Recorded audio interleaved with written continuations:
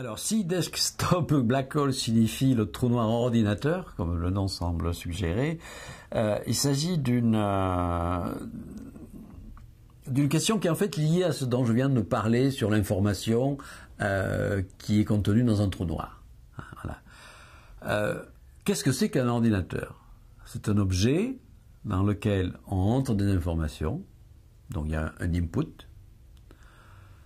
Dans l'objet en question, il y a des processeurs qui traitent l'information, puis après on obtient un résultat, output ou sortie. Donc entrée, traitement, sortie, input, traitement, output, etc.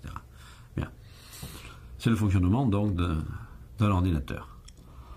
On se dit maintenant un trou noir. Qu'est-ce que c'est? C'est un objet. C'est de l'information qui peut rentrer. Une matière qui tombe, par exemple. On peut préparer même certains types de matière, un peu comme on préparerait un programme qu'on va rentrer dans un ordinateur. On peut préparer de la matière, donc une certaine quantité d'informations, et la faire tomber dans un trou noir. Bon. Qu'est-ce qui va se passer dans le trou noir? Il va y avoir un traitement de cette information par des phénomènes gravitationnels, interactions entre particules élémentaires, tout un ensemble de choses. Bien.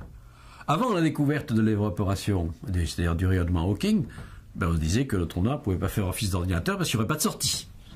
Or, avec le rayonnement Hawking, on se dit, au bout d'un certain temps, l'information va ressortir. Donc, il y a une output, il y a une sortie.